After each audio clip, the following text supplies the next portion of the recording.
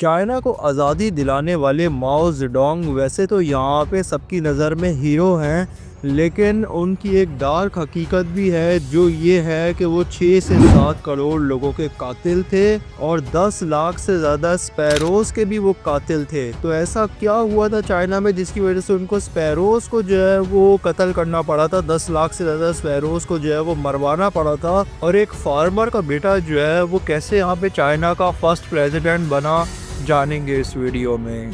तो देखिए, बात स्टार्ट होती है यहाँ पे 1893 से, जब यहाँ पे चाइना के प्रोविंस हुनान के अंदर जो है वो एक बच्चा पैदा होता है जिसका नाम रखा जाता है यहाँ पे माओ ज़ेडोंग। उसके फादर जो है यहाँ पे फार्मर थे और अनाज के डीलर भी थे यहाँ पे, और गुर्बत की वजह से जो है वो 13 साल की उम्र में ही जो है वो उनको अपने फैमिली फार्म को जो है वो ज्वाइन करना पड़ता है अपनी पढ़ाई को छोड़ के। और उसके बाद फिर यहाँ पे माओ ज़ेडोंग जो है वो अपनी फैमिली को छोड़ के यहाँ पे चले जाते हैं पढ़ाई करने के लिए चंगाशा, और वहाँ पे जो है वो कुछ रेवोल्यूशनरी लीडर्स के साथ जो है वो कांटेक्ट में आ गए माओ ज़ेडोंग, और उसके बाद वो खुद भी जो है वो एक रेवोल्यूशनरी बन गए। और उसके बाद फिर 1911 में जो है वो चिंग डायनेस्टी के अंदर जो है वो रिवॉल्ट होना शुरू हो गया, और वो रिवॉल्ट यहाँ पे 2 वीक्स में इतना फैल गया कि वो चंगासा तक भी आ गया जहाँ पे माओ ज़ेडोंग रह रहे थे। और फिर माओ ज़ेडोंग को जो है वो 6 महीने यहाँ पे एज अ सोल्जर जो है वो गुजारना पड़ा, क्योंकि माओ भी जो है वो उस टाइम पे आर्मी के एक यूनिट में जो है वो भर्ती हो चुके थे।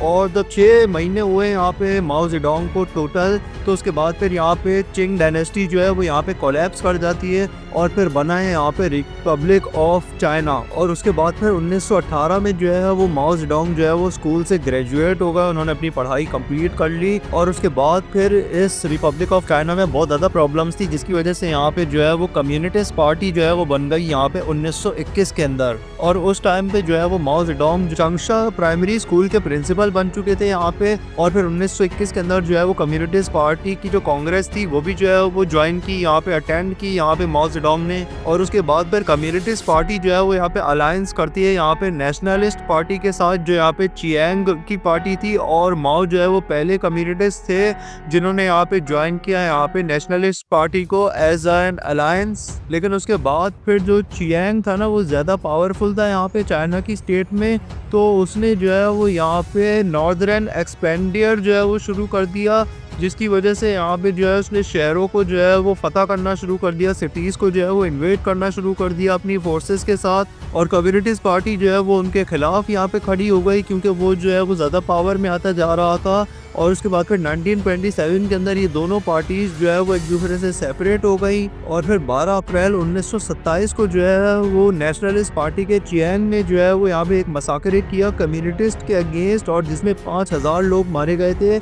और उसके 6 महीने के अंदर जो है वो यहाँ पे रेड आर्मी खड़ी की यहाँ पे माओ ज़ेडोंग ने, जो यहाँ पे क्लैश करती है यहाँ पे नेशनलिस्ट के साथ। लेकिन नेशनलिस्ट यहाँ पे बहुत ज़्यादा पावरफुल हो चुके थे जिसकी वजह से यहाँ पे जो है वो माओ ज़ेडोंग के 90% लोग मारे जाते हैं और माओ ज़ेडोंग वहाँ से भाग जाते हैं। और फिर 1936 के अंदर यहाँ पे जो नेशनलिस्ट का लीडर था ना यहाँ पे चियांग, वो यहाँ पे जो है वो किडनैप हो जाता है। और उसके बाद फिर 1937 के अंदर यहाँ पे जापान इन्वेड कर देता है यहाँ पे चाइना के ऊपर। और उसके बाद फिर यहाँ पे नेशनलिस्ट और कम्युनिस्ट यहाँ पे एक हो जाते हैं यहाँ पे और कॉन्ट्रैक्ट कर लेते हैं सितंबर 1937 के अंदर। और फिर 1939 के अंदर जो है वो वॉर स्टार्ट हो जाती है, वर्ल्ड वॉर 2। उसके बाद वर्ल्ड वॉर 2 भी ख़त्म होने पे जब जापान यहाँ पे कोलैप्स करता है ना, तो उसके बाद फिर जापानीज आर्मी चाइना को जो है वो छोड़ के अपने मुल्क में ही चली जाती है, और जो है वो चाइना को उनकी खोई हुई जगह जो है वो वापस मिल जाती है। लेकिन उस टाइम तक जो है वो माओ ज़ेडोंग भी बहुत ज़्यादा पावर में आ चुके थे क्योंकि चियांग जो है वो यहाँ पे किडनैप हो चुका था।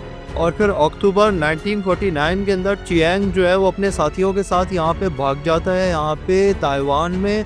और जो माओ ज़ेडोंग है वो यहाँ पे रिपब्लिक ऑफ चाइना की बुनियाद रख देते हैं यहाँ पे, और वही पहले प्रेसिडेंट बने चाइना के। और उसके बाद फिर उन्होंने जो है वो फर्स्ट 5 ईयर प्लान दिया यहाँ पे 1953 के अंदर, जो कि यहाँ पे इंस्पायर्ड था यहाँ पे स्टालिन के रशियन प्लान से। जिस तरह स्टालिन ने जो है वो रशिया को जो है वो इंडस्ट्रियलाइज कर दिया था, उसी तरह से माओ ज़ेडोंग ने भी इंडस्ट्रियलाइज किया है चाइना को। उनकी जो है वो मुलाकातें भी हुई थी यहाँ पे जो है वो माओ ज़ेडोंग की और स्टालिन की। स्टालिन ने जो है वो उन्हें कम्युनिस्ट रहने के और जो है वो पैसे भी दिए यहाँ पे, और जो है वो एक प्लानिंग भी दी कि किस तरीके से वो अपने मुल्क को इंडस्ट्रियलाइज कर सकते हैं। और फिर स्टालिन वाले ही तरीके यहाँ पे जो है वो अपनाए हैं माओ जेडोंग ने। स्टालिन तो यहाँ पे 1953 में मर गया, लेकिन उसके बाद फिर यहाँ पे माओ जेडोंग ने जो है ना अगले 5 सालों के अंदर जो नेशनलिस्ट पार्टी के सपोर्टर थे और जो एलिट लोग थे यहाँ पे, जो अमीर लोग थे, इंटेलेक्चुअल थे जो यहाँ पे, उन सबको जो है वो यहाँ पे पकड़ पकड़ के उनसे जो है वो काम करवाया है। 15-16 घंटे काम करवाया है, खाना भी सही नहीं मिलता था, जिसकी वजह से वो लोग मरने लगे। चाइना इंडस्ट्रियलाइजेशन की तरफ तो जा रहा था,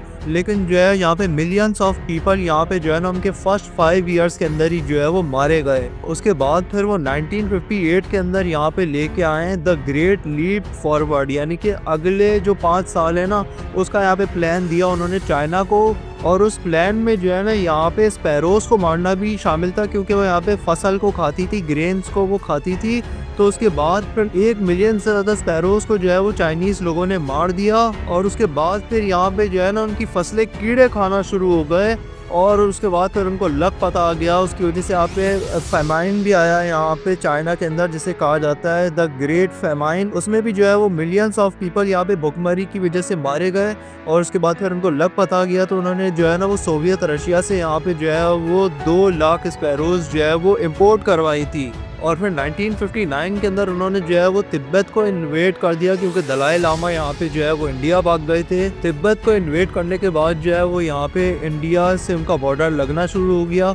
और उसके बाद फिर यहाँ पे 1962 में जो है वो सीनो इंडियन वॉर हुई, उन्होंने इंडिया को भी हरा दिया, और इंडिया की भी जो है वो अक्साई चीन और अरुणाचल प्रदेश और कुछ जगहों को जो है वो कब्जा कर लिया उन्होंने। और उसके बाद फिर 1966 के अंदर वो कल्चरल रेवोल्यूशन लेके आए, जिसमें जो लोग भी जिस रिलीजन को भी फॉलो करते थे ना उनको जो है वो यहाँ पे टॉर्चर करना शुरू कर दिया, जिससे जो है वो लोगों के अंदर डर बैठ गया कि आपको किसी रिलीजन को फॉलो नहीं करना है। रिलीजन को चाइना के अंदर जो है वो अगले 10 सालों के अंदर मार दिया गया। 1966 से लेकर 1976 तक यहाँ पे जो है वो रिलीजन का कत्लेआम हुआ है। यहाँ पे जो बहुत ज़्यादा रिलीजियस लोग थे उनको यहाँ पे जो है वो मार दिया गया, जिससे जो है ना वो जो कम रिलीजियस लोग भी थे ना, जो थोड़ा कम फॉलो करते थे यहाँ पे अपने रिलीजन को, उनके अंदर भी डर बैठ गया। उन्होंने भी जो है वो रिलीजन को फॉलो करना यहाँ पे बंद कर दिया। और फिर जो है ये कल्चरल रेवोल्यूशन यहाँ पे ख़त्म होता है 1976 के अंदर, जब यहाँ पे माओ जेडोंग की जो है वो हार्ट अटैक की वजह से जो है वो डेथ हो जाती है। और तकरीबन 6 करोड़ से 7 करोड़ लोगों का जो कातिल था माओ जेडोंग, उसकी यहाँ पे डिक्टेटरशिप का यहाँ पे एंड होता है। क्योंकि हर उरूज को एक ज़वाल ज़रूर होता है, और एक डिक्टेटर जो यहाँ पे इंसानों का गोश्त खाता था उसके ऊपर मैंने वीडियो बनाई थी। जानने के लिए आप ये वाला वीडियो देख सकते हैं। जोसेफ स्टालिन यूएसएसआर का जो प्रेसिडेंट था उसके ऊपर भी मैंने वीडियो बनाई थी, उसने किस तरह यहाँ पे हिटलर को हराया। जानने के लिए आप ये वाला वीडियो देख सकते हैं, और यहाँ पे क्लिक करके सब्सक्राइब करें ताकि ऐसे इंटरेस्टिंग स्टोरीज आपको जो है वो आगे चल के भी मिलती रहे। मैं मिलूंगा अपनी अगली वीडियो में, तब तक के लिए गुड बाय।